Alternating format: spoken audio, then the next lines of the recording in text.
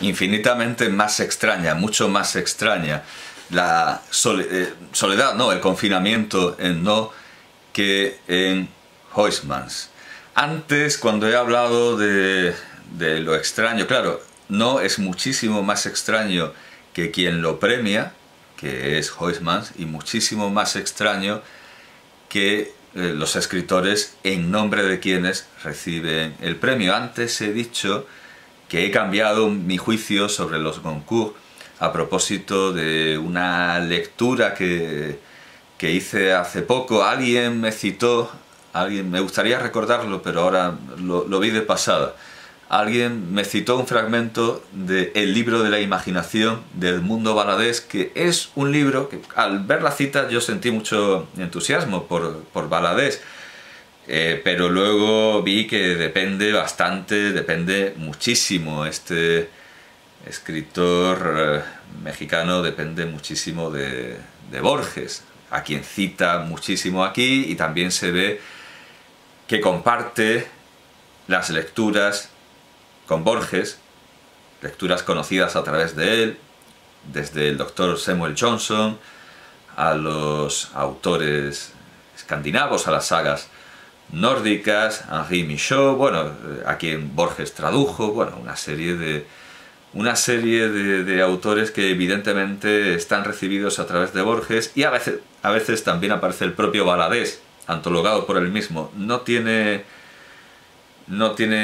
más que una advertencia, no tiene ni siquiera un prólogo, no tiene comentarios, no tiene referencias de edición, nota. Es un libro, en suma, bastante decepcionante. Bueno, aquí estoy viendo, por ejemplo, que Han Fei-tze lo cita como Han Fei-tze, Han Fei-tze, lo cual creo yo que tiene que ser, que a lo mejor lo ha leído en Borges, en su forma alemana. Borges lo habrá leído en alemán, él ha leído Han Fei-tze, D-S-I, y dice, pues voy a adaptarlo, y lo pone con J, con lo cual es un libro bastante decepcionante en cuanto a lo que yo me esperaba, que es que fuera otro Borges, un escritor paralelo a Borges, pero en su lugar es un discípulo de Borges, como tantísimos, como casi todos los escritores del siglo XX,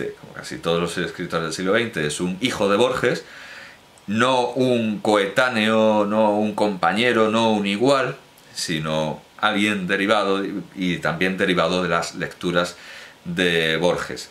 Estoy decepcionado, pero no arrepentido, porque realmente, bueno, es una antología naturalmente borgesiana, y la mayoría de lo que se encuentra aquí se encontrará en Borges, pero nunca me voy a oponer a un libro, bueno, en Borges y también en Bioy Casares, que también tiene sus selecciones de lecturas, y algunas las comparte con Borges, algunas las firma simplemente, las firma en solitario Bioy Casares.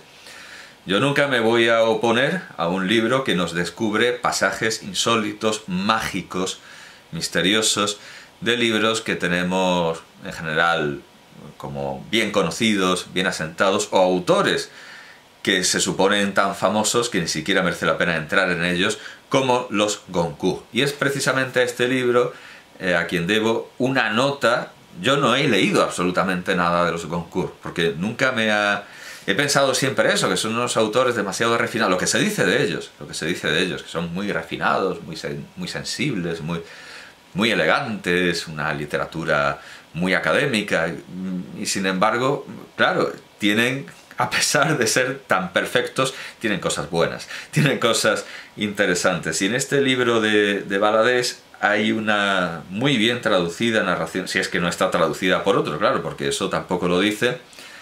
Entendemos que hay traducciones de traducciones, como en el caso de Han Fei-tze. En la sección Motivos Orientales, Inapelaciones, Milagros,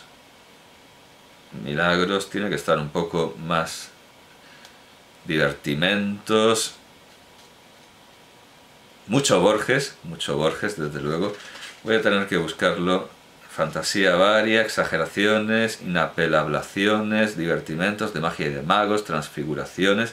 Claro, de magia y de magos, pero ese es el interés en este tipo de antologías, que se saquen de lugares en los que uno no espera encontrar magos o cuentos mágicos. Por ejemplo, Marcelino Menéndez Pelayo, Pompeyo Gener, bueno, los demás sí, porque Taliesin y Simón el Mago, un escritor fantástico como Arreola, un humorista como Pitti Grilli, un humorista fascista. Bueno, pero no estoy buscando eso. Humor negro, claro, también hay bastante deuda con Breton, con André Breton. Recreos de ciencia ficción, mesa revuelta, prodigios, árbol legendario. Vale, si yo me acordaba de dónde. Exageraciones de amor, la buena lógica, insomnios, fantasmas, espejos. Muy poco. Muy poco. Y todo muy borgesiano. Empieza con León Blois, que es uno de los autores a los que él lee y relee. Quiero decir Borges, no Valadés, pero Valadés lo hará porque lo hace Borges. Ramón Gómez de la Serna, que no le cae muy bien a Borges y a mí tampoco, y elige para su biblioteca, para su última biblioteca, un libro bastante extraño, que es el prólogo a la obra de Silverio Lanza, de Ramón Gómez de la Serna, porque es el primer libro de Ramón Gómez de la Serna que Borges leyó. Un escritor borgesiano, borgesiano contemporáneo, que es Marcos Ricardo Barnatán, que es un distinguidísimo escritor que sigue comunicándose con el mundo y sigue teniendo una obra espectacular, y que es autor de un libro famosísimo que se llama, vamos, Jorge Luis Borges, uno de los mejores libros que se han escrito sobre Borges, con lo cual llevamos 3 autores y los 3 son borgesianos. La dama frente al espejo, de Álvaro Menéndez Leal, y El espejo de viento y luna, de Chao Xue King, que también ha sido comentado por Borges. Así que la parte de espejos, en fin, podríamos pasarnos completamente sin Valadés, es todo borgesiano. Ya digo que este libro no quería comprarlo porque sabía lo que era, pero me ha hecho comprarlo este motivo oriental, que aquí está, Motivos Orientales, en la página 139, que me ha hecho reconsiderar a los Goncourt y pensar que quizá estarían contentos con que la primera concesión de su premio fuera a un autor tan extravagante, sin embargo, que los editores Plaza y Janés deciden ocultarlo y no enseñarlo y llevarlo al segundo volumen, porque si aparece en el primero eso va a resultar raro y a lo mejor va a perder el prestigio y le van a perder el respeto a la Academia Goncourt. Este fragmento del diario de los Goncourt es: atacaban Constantinopla los ingleses y fracasaron en su empeño gracias a los consejos del general Sebastiani. Agradecido el sultán Selim, dijo a este: pídeme cuanto quieras y te lo concederé. Ruego a su Alteza que me deje ver el harem. Está bien, lo verás. Luego de haberlo visitado, le preguntó el sultán: ¿te agradó alguna de las mujeres que viste? Sí, respondió el general, y señaló a una de ellas. Está bien, dijo nuevamente el sultán. Y en la noche el general Sebastiani recibió en un plato maravillosamente cincelado la cabeza de la mujer que lo cautivara, con este mensaje: en mi calidad de musulmán no podía ofrecerte a ti, cristiano, una mujer de mi religión, pero puedes estar seguro de que ésta, en la que demoraste tus miradas, ya no pertenecerá a nadie en la tierra. Debo confesar, hay que ser sincero, un profesor tiene que ser sincero. No puede exigir a los alumnos nada que él no sea capaz de hacer, y tampoco puede dar por sabido lo que no sabe. Esto es lo primero que yo he leído de los Goncourt en toda mi vida, o eso creo. A lo mejor he leído algún prólogo, algún prefacio. No había leído a los Goncourt por tener ese prejuicio de escritores académicos cuyo dinero es bueno para premiar a buenos escritores, pero sus letras no, lo que han escrito no. Así que si este libro sirve para... no me ha costado barato, como habitualmente me cuestan. Ya digo que la colección completa de esto me costó, yo qué sé, 20, 30 euros. Esto no me ha costado barato en comparación, pero si sirve para que deshaga un prejuicio contra dos escritores dignísimos, bienvenido sea. Bienvenido sea, así que no me quejo. Volviendo al premiado por los Goncourt a través del instrumento de Huysmans, de Mirbeau y de todos esos escritores, ya digo, extravagantes, pero no tanto como no. Lo aseguro que no es muchísimo más raro que Huysmans y muchísimo más raro que Mirbeau y que todo el tribunal.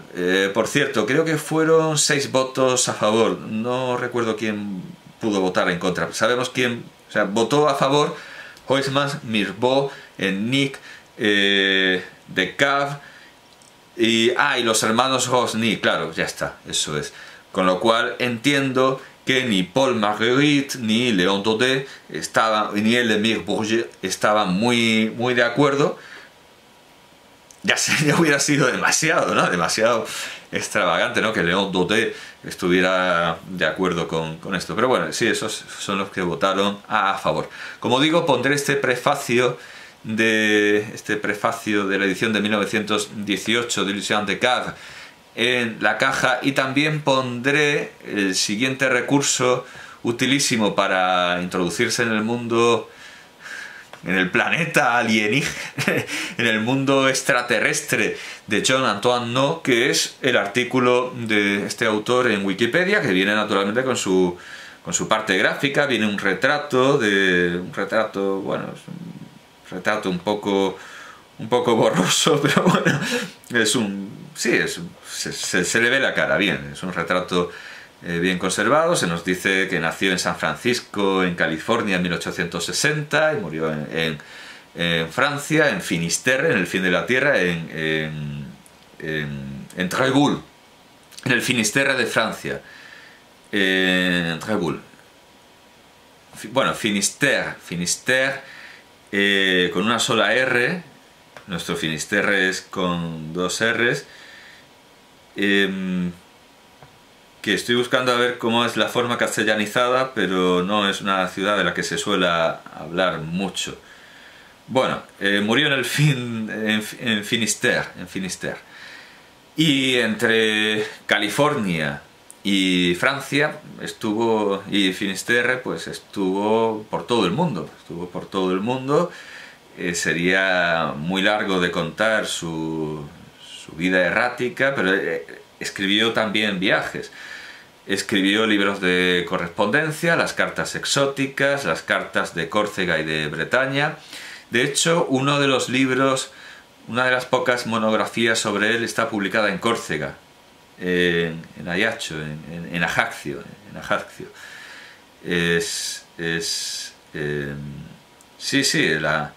La Córcega de Jean-Antoine No.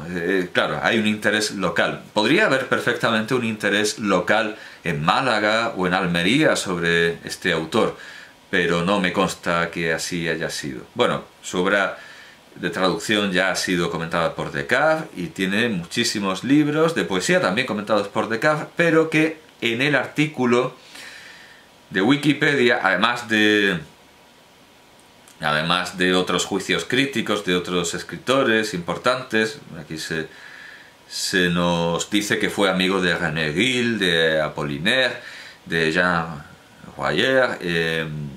Aparte de todo esto está lo que nos interesa, que es su obra digitalizada. De hecho, en un cuadro aparecen algunos poemas suyos y están los enlaces a su obra.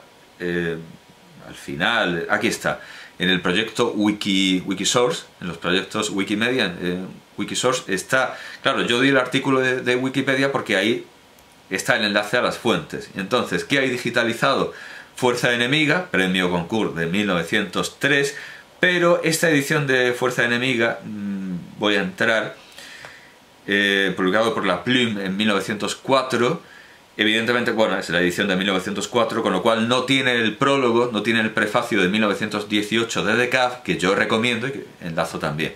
Entonces, se puede leer Fuerza Enemiga, y ahí se comprobará lo que yo he dicho del entrecomillado abusivo y extemporáneo, y lo intrincado y retorcido del léxico y de todo en general, y lo extraña que es esta historia. Luego está preparado para digitalizar, pero no lo han digitalizado, una serie de obras: Cristóbal el poeta, el prestamista, los tres amores de Benigno Reyes. Todo esto seguramente sería de mucho interés para los hispanohablantes, para los andaluces, pero no lo ha habido, porque, hombre, claro, si hacemos todo lo posible por esconderlo, a pesar de que sea un autor con tanta relación con España, sí está digitalizada la poesía. La poesía. Hay 4 libros de poesía digitalizados, otros no están, por ejemplo, los poemas triviales y místicos, ni las poesías antillanas. Y luego hay parte de la obra de No que está digitalizada, al igual que toda la Revue Blanche. Tiene obra en la Revista Blanca, en la Revue Blanche, y como está la colección digitalizada, pues ahí se puede encontrar, y me estoy dando cuenta de que en la Revue Blanche se publicó Los tres amores de Benigno Reyes, con lo cual se puede, bueno, no está la correspondencia, ni las cartas exóticas, ni las cartas de Córcega y de Bretaña, tampoco la traducción de los hermanos Karamazov. No solo tradujo el diario de un escritor, también los hermanos Karamazov. Bueno, Los tres amores de Benigno Reyes, me acabo de dar cuenta, claro, porque estaba el enlace muerto como libro, pero como colaboración en revista resulta que sí está. Entonces, Los tres amores de Benigno Reyes, que ocupan las páginas 553 a 585 del tomo 29 de 1902, el año de Fuerza Enemiga, de la Revue Blanche, se puede leer y está digitalizada. Así que, bien, una obra más. Y bueno, el estilo es el de siempre, esa mezcla casi delirante, casi no esquizofrénica, sino mucho más poliédrica de lo que él ha oído. Voy a leer. Benigno revint sur ses pas. Et les retratos, voyons, je ne veux pas surfaire des 3 autres pesos. Les éminentissimes photographes de Lima ou de Santiago de Chile ne livrent jamais la douzaine à moins de 3 piastres fortes. J'y perds, mais qui ne ferait un sacrifice pour vous obliger? Allons, nous dirons en tous 7 pesos, les cartes étant dorées sur tranche. Es algo elegido al azar, pero vemos que mezcla lenguas, estoy viendo que más palabras extranjeras hay después. Sí, claro. C'est trop juste, ricana le tinerfeño. Qui paya et courut se réfugier à l'hôtel qu'il ne quitta plus jusqu'au départ du vapeur chilien. Il ne voulait de sa vie remettre les pieds sur un patagón. Y así todo el rato. Y esto no resulta menos extravagante porque son palabras españolas. Vamos, españolas del español de América, pero que este es el estilo. Y todo ello no, porque tinerfeño no, pero patagón sí está, entre comillas.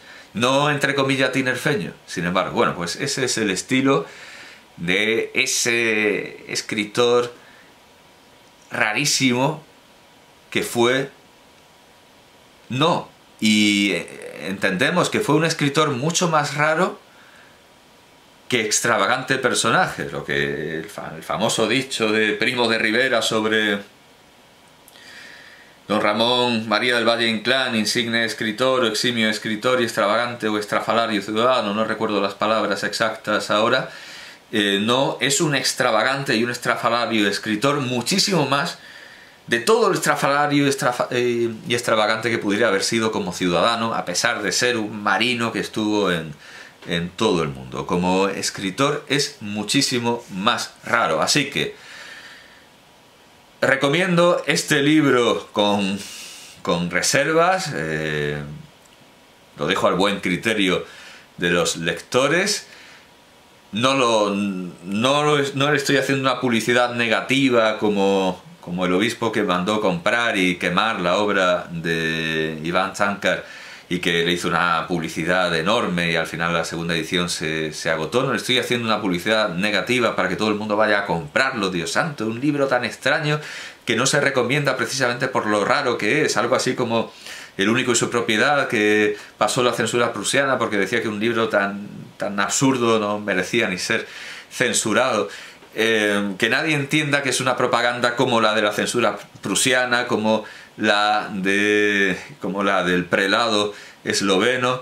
No, es un libro de verdad muy raro y molesto por toda esa voluntad que tiene de ser muy extravagante, de mezclar el léxico, de poner comillas y de crear una ficción plenamente entrecomillada.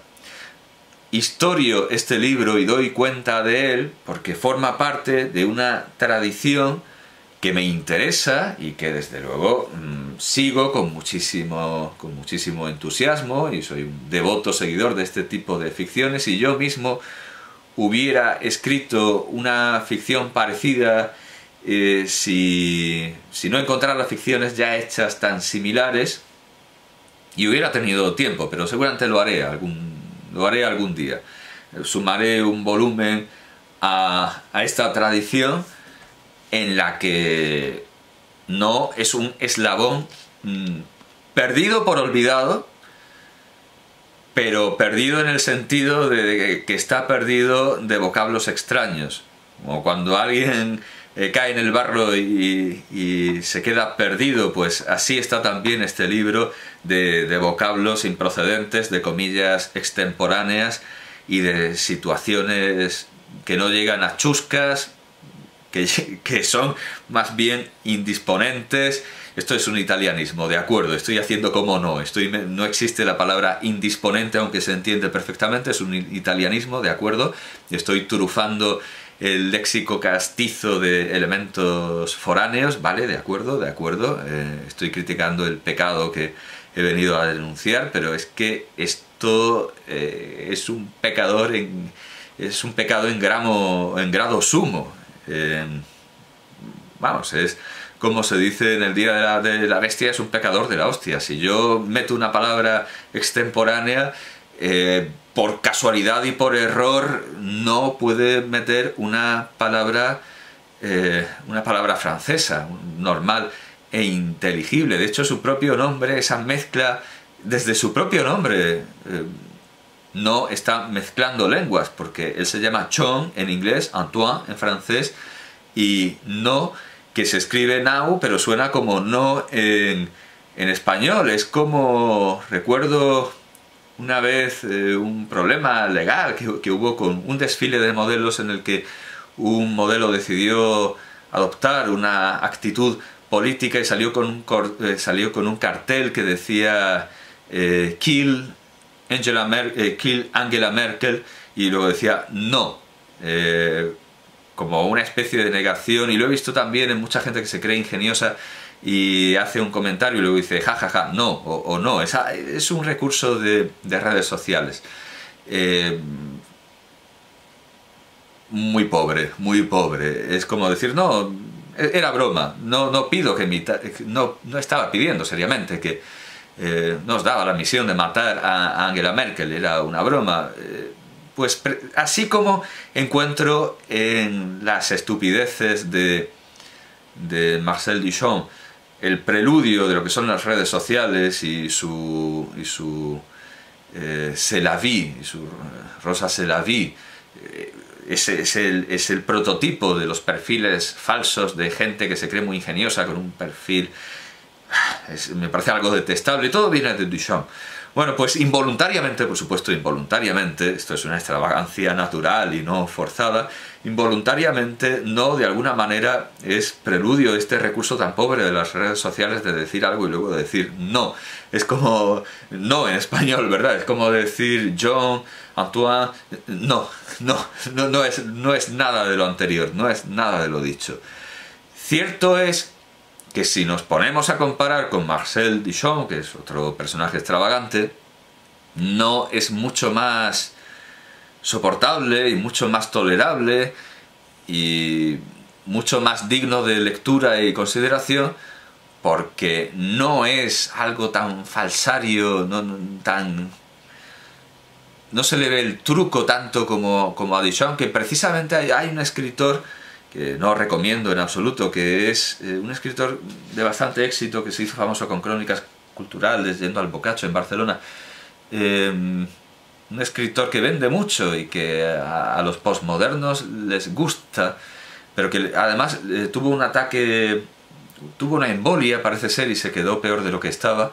Y desde entonces, si antes su prosa valía poco, ahora vale menos, y su crítica muchísimo menos, porque empezó a tener hasta protegidos... Bueno, este escritor, a quien los devotos de la lectura tipo Roberto Bolaño habrán reconocido, porque tiene que ser una de sus devociones, este escritor, bueno, me acabo de meter en un jardín porque ahora ni me acuerdo de quién era ni de lo... sí, que era un devoto de Marcel Duchamp, y decía que era una persona generosa, desinteresada, que no estaba... que no tenía el más mínimo interés por el mundo del arte, por el... ¿Qué dice?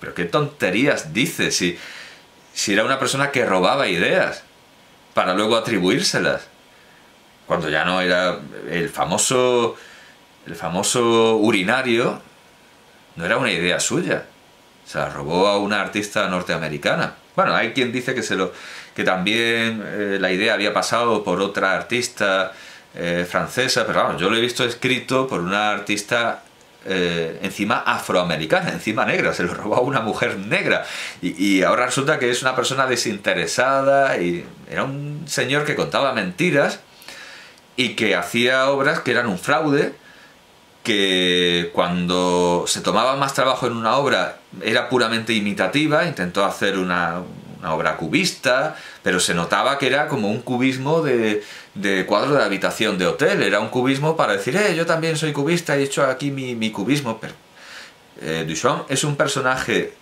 falsario, sin ningún interés, completamente vacío, es una cabeza hueca, es una cabeza completamente hueca que no tiene absolutamente nada que aportar, nada más que aquello que roba, o que estropea, o que modifica de una manera aburrida y cansada y degradada.